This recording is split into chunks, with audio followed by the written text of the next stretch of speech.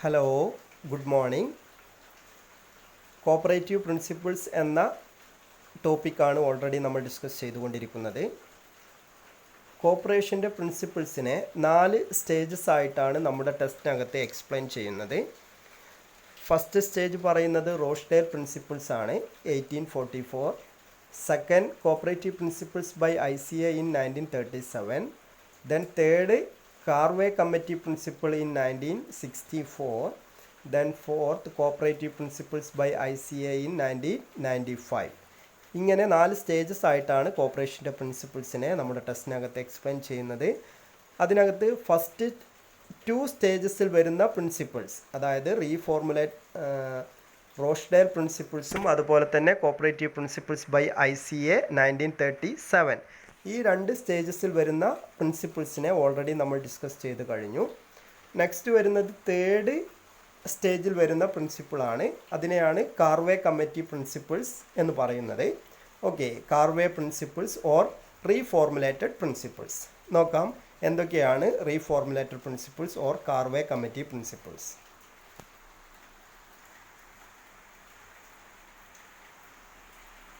Then Karve committee പ്രിൻസിപ്പിൾസിനകത്ത് 6 principles ആണ് പറയുന്നത്. First one, open and voluntary membership. Second, democratic management. Then third, limited interest on share capital. Fourth, equitable distribution of surplus. Then fifth, cooperative education. And sixth, cooperation among cooperatives. ഇങ്ങനെ 6 principles ആണ് ഈ ഹെഡിന് താഴെ reformulated principles or Karve committee principles ആയിട്ട് പറയുന്നത്. നോക്കാം ഓരോന്നിനെക്കുറിച്ചും explanation. First one, open and voluntary membership. ഇത് ഓൾറെഡി നമ്മൾ ഡിസ്കസ് ചെയ്തതാണ്. So the membership in cooperative society is open to all. ഒരു കോപ്പറേറ്റീവ് സൊസൈറ്റിയിൽ അതിൻ്റെ മെമ്പർഷിപ്പ് എന്ന് പറയുന്നത് ഓപ്പൺ ടു ഓൾ, എല്ലാവർക്കും ഓപ്പൺ ആണ്. അതായത് ആർക്ക് വേണമെങ്കിലും കോപ്പറേറ്റീവ് സൊസൈറ്റിയിൽ മെമ്പർഷിപ്പ് എടുക്കാം എന്നർത്ഥം. Okay, people have free to join and resign their membership of the society at any time. ഏതൊരു വ്യക്തിക്കും എപ്പോൾ വേണമെങ്കിലും കോപ്പറേറ്റീവ് സൊസൈറ്റിയിൽ മെമ്പർ ആവാം. അതുപോലെ തന്നെ എപ്പോൾ വേണമെങ്കിലും അയാൾക്ക് അതിൽ നിന്ന് റീസൈൻ ചെയ്ത് പോവുകയും ചെയ്യാം അയാളുടെ മെമ്പർഷിപ്പ്. ഓക്കെ, അപ്പോൾ ഇവിടെ എന്തില്ല, ഒരു കമ്പൽഷൻ ഇല്ല. ഓക്കെ, ആരെയും കമ്പൽ ചെയ്യുന്നില്ല. കോപ്പറേറ്റീവ് സൊസൈറ്റിയിൽ മെമ്പർ ആവാൻ വേണ്ടി ആരെയും ഒരു കമ്പൽഷൻ നടത്തിക്കൊണ്ടല്ല എന്ത് ചെയ്യുന്നത്, കോപ്പറേറ്റീവ് സൊസൈറ്റിയിൽ ഒരാൾ മെമ്പർഷിപ്പ് എടുക്കുന്നത്. So it is open to all. ഇത് ഓപ്പൺ ആണ്, ആർക്ക് വേണമെങ്കിലും എപ്പോൾ വേണമെങ്കിലും കോപ്പറേറ്റീവ് സൊസൈറ്റിയിൽ മെമ്പർഷിപ്പ് എടുക്കാം. അയാൾക്ക് എപ്പോൾ വേണമെങ്കിലും കോപ്പറേറ്റീവ് സൊസൈറ്റിയിൽ നിന്ന് റീസൈൻ ചെയ്തുകൊണ്ട് അയാളുടെ മെമ്പർഷിപ്പ് ക്യാൻസൽ ചെയ്യുകയും ചെയ്യാം എന്നർത്ഥം. ഓക്കെ, ഇതാണ് ഓപ്പൺ ആൻഡ് വളണ്ടറി മെമ്പർഷിപ്പ് എന്നുള്ള ഒന്നാമത്തെ പ്രിൻസിപ്പിൾ പറയുന്നത്. രണ്ടാമത്തെ, ഡെമോക്രാറ്റിക് മാനേജ്മെൻറ്റ്.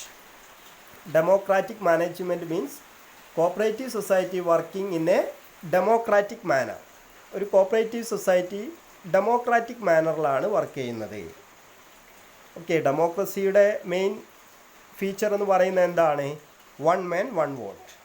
ഓക്കെ, ഒരു കോപ്പറേറ്റീവ് സൊസൈറ്റിയിൽ എല്ലാവരെയും ഈക്വൽ ആയിട്ടാണ് കാണുന്നത്. ദാറ്റ് മീൻസ് 100 ഷെയർ എടുത്ത ഒരു വ്യക്തിയാണെങ്കിലും അയാൾക്കും, അതുപോലെ തന്നെ 1 ഷെയർ എടുത്ത വ്യക്തിയാണെങ്കിൽ അയാൾക്കും 1 വോട്ടേ ഉണ്ടായിരിക്കുകയുള്ളൂ. ഓക്കെ, അപ്പം നോക്കുക, അവിടെ cooperative society should be completely managed and controlled by its members. ഒരു കോപ്പറേറ്റീവ് സൊസൈറ്റി അതിൻ്റെ ഒരു ഔട്ട്സൈഡ് ഏജൻസി ഒന്നുമല്ല കൺട്രോൾ ചെയ്യുന്നത്, അതിലെ മെമ്പേഴ്സ് തന്നെയാണ് എന്ത് ചെയ്യുന്നത്, മാനേജ് ചെയ്യുന്നതും കൺട്രോൾ ചെയ്യുന്നതും. ഓക്കെ, അവിടെ എല്ലാവരെയും ഈക്വലായിട്ട് കാണും.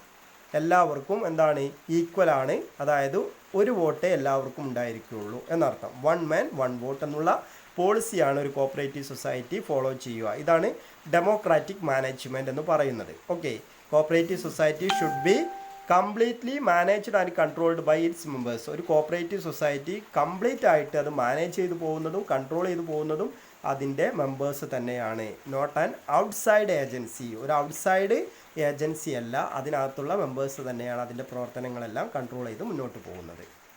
ഇതാണ് സെക്കൻഡ് പ്രിൻസിപ്പിൾ പറയുന്നത്, democratic management. Then third, limited interest on share capital.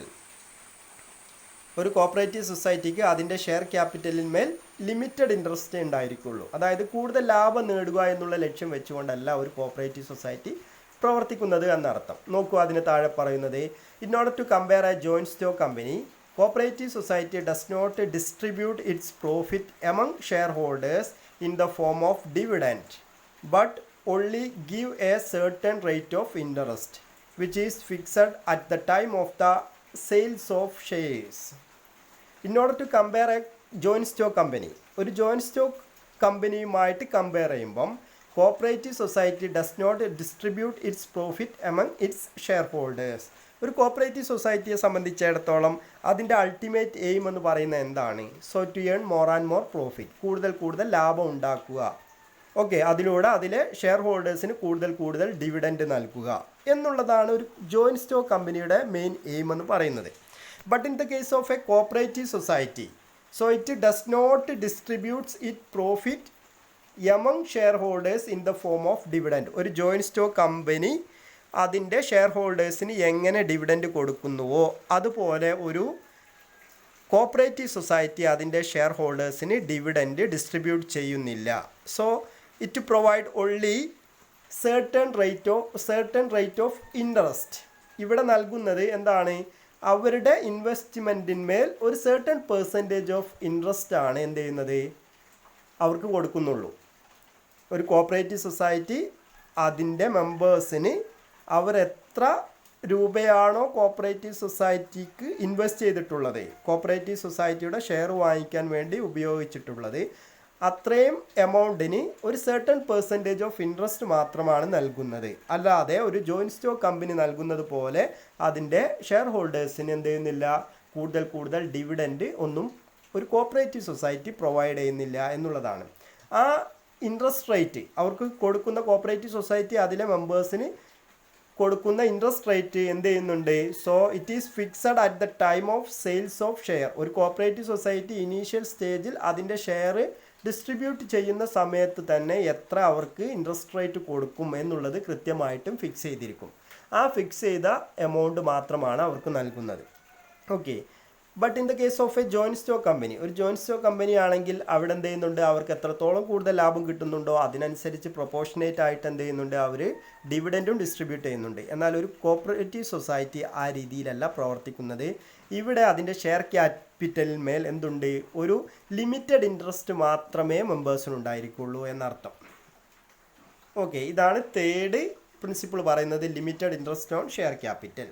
Then fourth, equitable distribution of surplus. മറ്റൊരു കാര്യം പറയുന്നത് ഒരു കോപ്പറേറ്റീവ് സൊസൈറ്റി അതിന് കിട്ടുന്ന ലാഭം ഇക്വിറ്റബിൾ ആയിട്ട് ഡിസ്ട്രിബ്യൂട്ട് ചെയ്യും എന്നുള്ളതാണ്. അവർക്ക് ഒരു കോപ്പറേറ്റീവ് സൊസൈറ്റി അവർക്ക് കിട്ടുന്ന ലാഭം സർപ്ലസ് അതിൻ്റെ എല്ലാ മെമ്പേഴ്സിനും ഇക്വിറ്റബിൾ ആയിട്ട് ഡിസ്ട്രിബ്യൂട്ട് ചെയ്യും. നോക്കുക, the surplus of the society is distributed among the members on the basis of equitable manner. ഒരു കോപ്പറേറ്റീവ് സൊസൈറ്റി അതിന് കിട്ടുന്ന ലാഭവിഹിതം എല്ലാ ഷെയർ ഹോൾഡേഴ്സിനും ഈക്വൽ ആയിട്ടാണ് ഡിസ്ട്രിബ്യൂട്ട് ചെയ്യുക. Not to share holding of its members. ഓരോ ഷെയർ ഹോൾഡറും എത്ര ഷെയർ എടുത്തിട്ടുണ്ടോ അതിൻ്റെ പ്രൊപ്പോർഷനേറ്റ് ആയിട്ടല്ല, എല്ലാ മെമ്പേഴ്സിനും ഈക്വൽ ആയിട്ടാണ് എന്ത് ചെയ്യുന്നത്, കിട്ടുന്ന ലാഭം അല്ലെങ്കിൽ സർപ്ലസ് അവരെന്ത് ചെയ്യുന്നത് ഡിസ്ട്രിബ്യൂട്ട് ചെയ്യുന്നത് എന്നുള്ളതാണ്. Okay, equitable distribution of surplus. ഇവിടെ ആളുകൾ എന്ത് ചെയ്യുന്നില്ല, റിച്ച് ആൻഡ് പുവർ എന്നുള്ള ഒരു ഡിസ്ക്രിമിനേഷൻ, അല്ലെങ്കിൽ കൂടുതൽ ഷെയർ എടുത്ത ആൾ അല്ലെങ്കിൽ കുറച്ച് ഷെയർ എടുത്ത ആൾ എന്നുള്ള ആ ഒരു ഡിസ്ക്രിമിനേഷൻ ഒന്നും കാണിക്കുന്നില്ല. എല്ലാവർക്കും ഇക്വിറ്റബിൾ ആയിട്ടുള്ള രീതിയിൽ എന്ത് ചെയ്യുന്നുണ്ട്, സർപ്ലസ് ഡിസ്ട്രിബ്യൂട്ട് ചെയ്യും. ദെൻ ഫിഫ്ത്ത് കോപ്പറേറ്റീവ് എഡ്യൂക്കേഷൻ ആണ്. Fifth principle cooperative education. The principle of education is of great importance in the operation of cooperative society.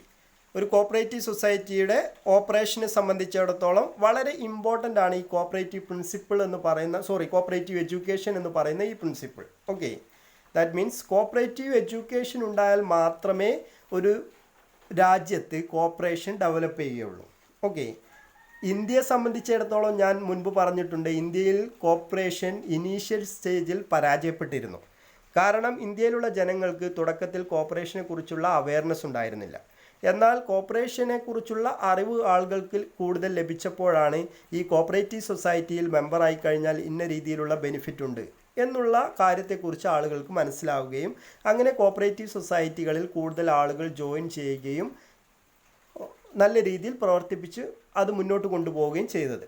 അപ്പോൾ ഈ കോപ്പറേറ്റീവ് എഡ്യൂക്കേഷൻ എന്ന് പറയുന്നത് കോർപ്പറേഷൻ വിജയിക്കുന്നതിന് വേണ്ടിയിട്ടുള്ള ഒരു കമ്പൽസറി ആയിട്ടുള്ള ഒരു കാര്യമാണ്. കോപ്പറേറ്റീവ് എഡ്യൂക്കേഷൻ ഉണ്ടായാൽ മാത്രമേ കോർപ്പറേഷൻ ഒരു രാജ്യത്ത് എന്ത് ചെയ്യുള്ളൂ, ഡെവലപ്പ് ചെയ്യുള്ളൂ. നോക്കുക, the principle of education is of great importance in the operation of cooperative society. Cooperative സൊസൈറ്റിയുടെ സ്മൂത്ത് ആയിട്ടുള്ള ഓപ്പറേഷന് കോപ്പറേറ്റീവ് എഡ്യൂക്കേഷൻ എന്ന് പറയുന്നത് വളരെ പ്രധാനപ്പെട്ട ഒരു കാര്യമാണ്. ഇറ്റ് ഇൻക്ലൂഡ് എന്തൊക്കെയാണ് ഈ കോപ്പറേറ്റീവ് എഡ്യൂക്കേഷൻ എന്നുകൊണ്ട് ഉദ്ദേശിക്കുന്നതെന്നുള്ളതാണ്. So education of the members, cooperative സൊസൈറ്റിയിൽ പ്രവർത്തിക്കുന്ന അതിൻ്റെ മെമ്പേഴ്സിന് ആവശ്യമായിട്ടുള്ള എഡ്യൂക്കേഷൻ കൊടുക്കണം. മെമ്പേഴ്സിന് എന്തൊക്കെ കാര്യങ്ങളാണ് ഒരു കോപ്പറേറ്റീവ് സൊസൈറ്റിയിൽ മെമ്പർ ആയതുകൊണ്ട് ഉണ്ടാവുക എന്നുള്ളതിനെക്കുറിച്ചുള്ള എഡ്യൂക്കേഷൻ കോപ്പറേറ്റീവ് മെമ്പർഷിപ്പുള്ള ആളുകൾക്ക് ആവശ്യമായിട്ടുള്ള വിവരം നൽകണം. അതാണ് എഡ്യൂക്കേഷൻ ടു ദ മെമ്പേഴ്സിന് ആവശ്യമായിട്ടുള്ള എഡ്യൂക്കേഷൻ കൊടുക്കണം.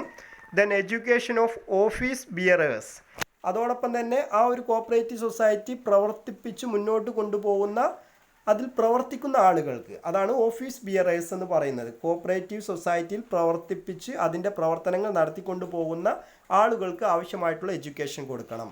അതുപോലെ തന്നെ എഡ്യൂക്കേഷൻ ഓഫ് പ്രോസ്പെക്റ്റീവ് മെമ്പേഴ്സ്, ഈ കോപ്പറേറ്റീവ് സൊസൈറ്റിയിൽ മെമ്പർ ആവാൻ താല്പര്യമുള്ള അതല്ലെങ്കിൽ വരാൻ സാധ്യതയുള്ള ആളുകൾക്ക് ആവശ്യമായിട്ടുള്ള എഡ്യൂക്കേഷൻ കൊടുക്കണം. ഇങ്ങനെ കോപ്പറേറ്റീവ് സൊസൈറ്റിയുടെ വികസനത്തിന് എല്ലാ തരത്തിലുള്ള ആളുകൾക്കും ആവശ്യമായിട്ടുള്ള അവയർനെസ് നൽകണം എന്നുള്ളതാണ് കോപ്പറേറ്റീവ് എഡ്യൂക്കേഷൻ എന്നുകൊണ്ട് ഉദ്ദേശിക്കുന്നത്.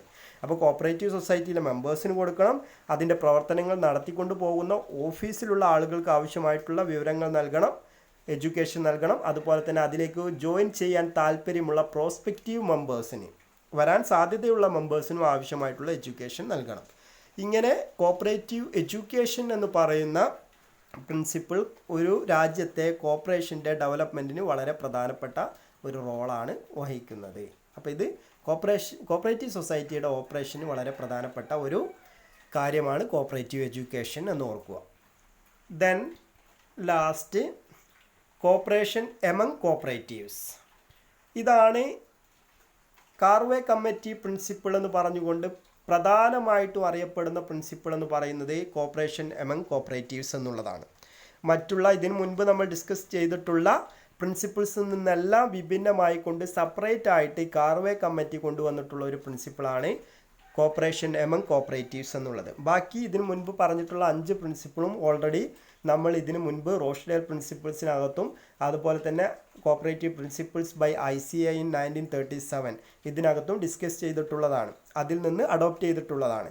എന്നാൽ ഈ കമ്മിറ്റിയുടെ റെക്കമെൻഡേഷനായിട്ട് വന്നിട്ടുള്ള ഒരേ ഒരു പ്രിൻസിപ്പിളാണ് കോപ്പറേഷൻ എമംഗ് കോപ്പറേറ്റീവ്സ്. അപ്പോൾ ഇത് വളരെ പ്രധാനപ്പെട്ടതാണ്. ഇതിനകത്ത് പറയുന്ന ഇതാണ്, cooperation among cooperative means creating cooperative atmosphere between the cooperative organization. Cooperative ഓർഗനൈസേഷനുകൾക്കിടയിൽ ഒരു കോപ്പറേറ്റീവ് അറ്റ്മോസ്ഫിയർ ക്രിയേറ്റ് ചെയ്യണം എന്നുള്ളതാണ് കോപ്പറേഷൻ എമംഗ് കോപ്പറേറ്റീവ്സ് എന്നുകൊണ്ട് ഉദ്ദേശിക്കുന്നത്. അതായത് എല്ലാ കോപ്പറേറ്റീവ് സൊസൈറ്റികളും ഒരു രാജ്യത്തിനകത്തും അതുപോലെ തന്നെ പുറത്തും ഒക്കെയുള്ള നാഷണൽ ലെവലിലും ഇൻ്റർനാഷണൽ ലെവലിലും ഒക്കെയുള്ള കോപ്പറേറ്റീവ് സൊസൈറ്റികൾ പരസ്പരം എന്ത് ചെയ്യണം, കോപ്പറേറ്റ് ചെയ്തുകൊണ്ട് മുന്നോട്ട് പോകണം. കോപ്പറേഷൻ എമംഗ് കോപ്പറേറ്റീവ്സ്, എല്ലാ കോപ്പറേറ്റീവ് സൊസൈറ്റികളും പരസ്പരം എന്ത് ചെയ്യണം, കോപ്പറേറ്റ് ചെയ്തുകൊണ്ട് മുന്നോട്ട് പോകണം. അവർ ഒരു കോപ്പറേറ്റീവ് സൊസൈറ്റി മറ്റൊരു കോപ്പറേറ്റീവ് സൊസൈറ്റിയുമായിട്ട് കോമ്പീറ്റ് ചെയ്യാൻ പാടില്ല എന്നർത്ഥം. Okay, the cooperatives have to compete with other concern but at the same time cooperate with other cooperatives. ഒരു കോപ്പറേറ്റീവ് സൊസൈറ്റി മറ്റു തരത്തിലുള്ള സ്ഥാപനങ്ങളുമായിട്ട് കോമ്പീറ്റ് ചെയ്യണം, but at the same time cooperate with other cooperatives. ഒരു cooperative society അതുപോലുള്ള മറ്റു cooperative സൊസൈറ്റികളുമായിട്ട് സഹകരിച്ച് മുന്നോട്ട് പോവുകയും എന്നാൽ മറ്റു സ്ഥാപനങ്ങളുമായിട്ട് കോമ്പീറ്റ് ചെയ്ത് നിലനിൽക്കുകയും ചെയ്യണം എന്നുള്ളതാണ്.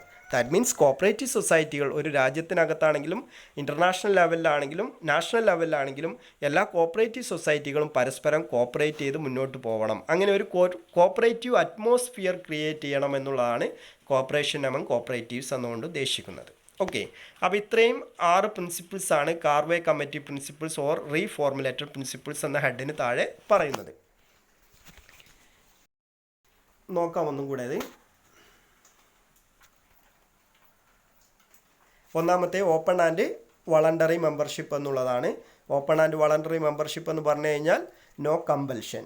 ഓക്കെ, ഒരു ആളെയും കോപ്പറേറ്റീവ് സൊസൈറ്റിയിൽ കമ്പൽ ചെയ്തുകൊണ്ട് മെമ്പറാക്കി ചേർക്കുകയല്ല. സോ ആർക്ക് വേണമെങ്കിലും എപ്പോൾ വേണമെങ്കിലും കോപ്പറേറ്റീവ് സൊസൈറ്റിയിൽ മെമ്പർ ആവാം. Okay, so the membership is open to all എന്നുള്ളതാണ്. Then democratic management, cooperative society operating in a democratic manner. Okay, one man one vote. Then limited interest on share capital, ഒരു cooperative സൊസൈറ്റിക്ക് അതിൻ്റെ share ക്യാപിറ്റലിന്മേൽ limited interest മാത്രമേ ഉണ്ടായിരിക്കുകയുള്ളൂ. ഒരു certain percentage of interest മാത്രമാണ് share ഹോൾഡേഴ്സിന് നൽകുന്നത്.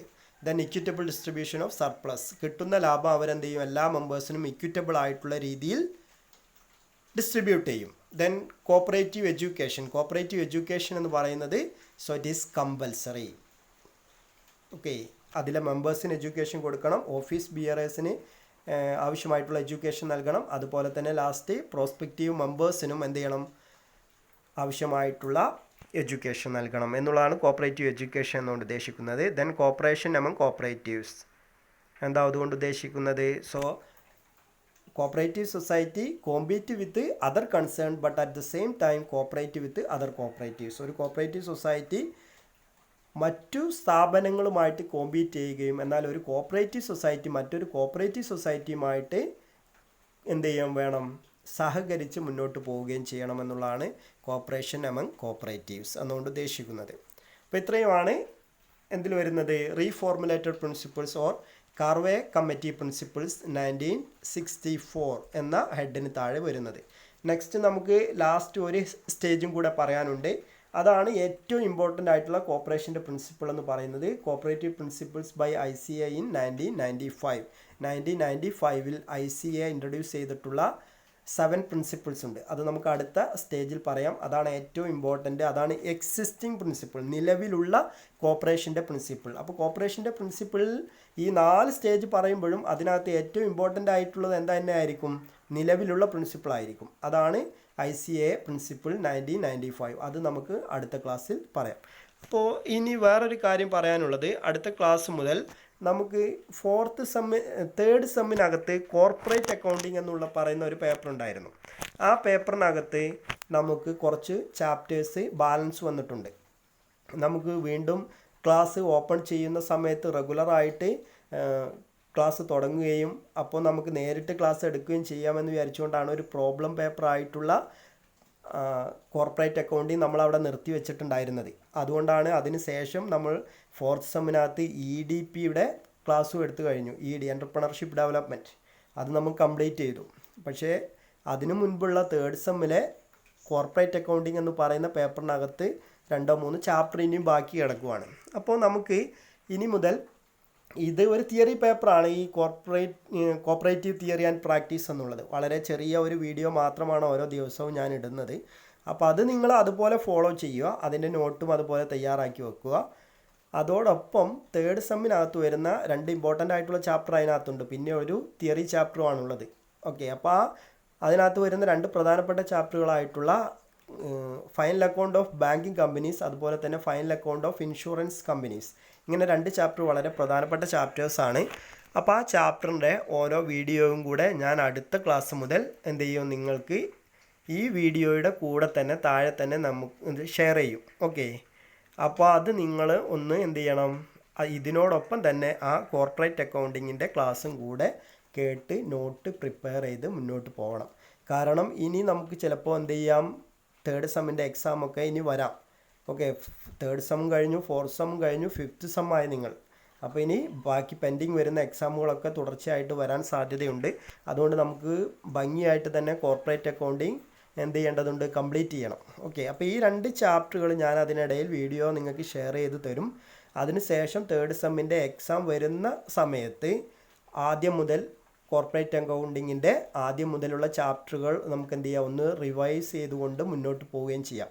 അപ്പോൾ അങ്ങനെ റിവൈസ് ചെയ്ത് മുന്നോട്ട് പോകണമെന്നുണ്ടെങ്കിൽ ആദ്യം നിങ്ങൾ ഇതിൻ്റെ എല്ലാ നോട്ട് പ്രിപ്പയർ ചെയ്ത് ക്ലിയർ ആക്കി വെക്കണം. ഓക്കെ, 5ഓളം ചാപ്റ്ററുകൾ നമ്മൾ അതിനകത്ത് എടുത്തിട്ടുണ്ട്. റിഡംഷൻ ഓഫ് പ്രിഫറൻസ് ഷെയറും റിഡംഷൻ ഓഫ് ഡിബഞ്ചേഴ്സും ബൈബാക്ക് ഓഫ് ഷെയർസും ഇങ്ങനെ പറയുന്ന കുറച്ച് ചാപ്റ്റേഴ്സ് നമ്മൾ അതിനകത്ത് എടുത്തിട്ടുണ്ട്. അപ്പോൾ ആ ചാപ്റ്ററിൻ്റെ കൂടെ തന്നെ എന്ത് ചെയ്യുക, ബാങ്കിങ് കമ്പനിയും ഇൻഷുറൻസ് കമ്പനിയും നിങ്ങൾ നോട്ടെല്ലാം പ്രിപ്പയർ ചെയ്ത് വെക്കുക. ഞാൻ വീഡിയോ ഷെയർ ചെയ്ത് തരും. അപ്പോൾ ആ നോട്ടെല്ലാം ക്ലിയർ ചെയ്ത് ഭദ്രമായിട്ട് നിങ്ങൾ വെക്കണം. അതിന് ശേഷം എന്ത് ചെയ്യുക, നമുക്ക് തേർഡ് സെമ്മിൻ്റെ എക്സാം ഡിക്ലെയർ ചെയ്യുന്നത് മുതൽ എന്ത് ചെയ്യാം, ഫസ്റ്റ് മുതലുള്ള ചാപ്റ്റേഴ്സ് ഒന്ന് റിവൈൻഡ് ചെയ്യുകയും ചെയ്താൽ മാത്രമേ നിങ്ങൾക്ക് കോർപ്പറേറ്റ് അക്കൗണ്ടിങ് ഭംഗിയായിട്ട് എക്സാം എഴുതാൻ പറ്റുള്ളൂ. കാരണം അതിന് ശേഷം ഫോർത്ത് സെമ്മും കഴിഞ്ഞു, ഫിഫ്ത്ത് സെമ്മ് തുടങ്ങി. അപ്പോൾ അതിനുള്ള എല്ലാ ടച്ചും നിങ്ങൾ വിട്ടിട്ടുണ്ടാവും. ഓക്കെ, അപ്പോൾ ഏറ്റവും റിസ്ക് ഉള്ള ഒരു പേപ്പറുമാണ് കോർപ്പറേറ്റ് അക്കൗണ്ടിങ്. ഒരുപാട് പഠിക്കാനുണ്ട്. അത് വിനോദിൻ്റെ ഒരു ടെസ്റ്റ് നിങ്ങൾ കമ്പൽസറി ആയിട്ട് വാങ്ങണം കോർപ്പറേറ്റ് അക്കൗണ്ടിങ്ങിൻ്റെ. ഓക്കെ, അപ്പോൾ അടുത്ത ക്ലാസ് മുതൽ ബാങ്കിങ് കമ്പനിയുടെ നമ്മളൊന്ന് തുടങ്ങി വെച്ചിട്ടുണ്ട്, അതിൻ്റെ തിയറി പാർട്ടൊക്കെ ഒന്ന് പറഞ്ഞു വെച്ചിട്ടുണ്ട്. അത് വെച്ചുകൊണ്ട് തന്നെ നമുക്ക് എന്ത് ചെയ്യാം, അടുത്ത ക്ലാസ്സിൽ അതുമായി ബന്ധപ്പെട്ട ഒരു ചെറിയ വീഡിയോയും കൂടെ എല്ലാ ക്ലാസ്സും ഈ കോപ്പറേറ്റീവ് തിയറി ആൻഡ് പ്രാക്ടീസ് എന്ന് പറയുന്ന ഈ പേപ്പറിൻ്റെ വീഡിയോയുടെ കൂടെ തന്നെ ബാങ്കിങ് കമ്പനിയുടെ വീഡിയോയും ഞാൻ ഷെയർ ചെയ്യും. നമ്മൾ സഹകരിച്ച് മുന്നോട്ട് പോയാൽ മാത്രമേ എന്ത് ചെയ്യാൻ പറ്റുള്ളൂ, ഭംഗിയായിട്ട് നമുക്കത് കംപ്ലീറ്റ് ചെയ്യാൻ പറ്റൂ. ക്ലാസ് ഓവറാണ്, അതല്ലെങ്കിൽ ഫോളോ ചെയ്യാൻ പറ്റുന്നില്ല എന്നൊക്കെ പറഞ്ഞുകൊണ്ട് നിങ്ങൾ മടിച്ചു കഴിഞ്ഞാൽ നമുക്കത് കംപ്ലീറ്റ് ചെയ്യാൻ പറ്റില്ല. ഓക്കെ, നമുക്ക് കോളേജിൽ വരാൻ പറ്റും, ആ രീതിയിൽ തന്നെ ക്ലാസ് അവിടെ നേരിട്ട് എടുക്കാം എന്നൊക്കെ വിചാരിച്ചുകൊണ്ടാണ് ഇതുവരെ നമ്മൾ ഇങ്ങനെ മാറ്റി വെച്ചുകൊണ്ട് പോയത്. ഒരു പ്രോബ്ലം പേപ്പറുകളെ നേരിട്ട് തന്നെ എടുക്കാമെന്നുള്ളൊരു കൺസെപ്റ്റ് ആയിരുന്നു ഇതുവരെ ഉണ്ടായിരുന്നത്. പക്ഷേ അതിപ്പോൾ നടക്കുമെന്ന് തോന്നുന്നില്ല. അതുകൊണ്ടാണ് ഞാൻ ഇങ്ങനെ ഒരു തീരുമാനത്തിലെത്തിയത്. അപ്പോൾ എല്ലാവരും സഹകരിക്കുക, നല്ല രീതിയിൽ നമുക്ക് അത് കംപ്ലീറ്റ് ചെയ്യണം. Okay, thank you.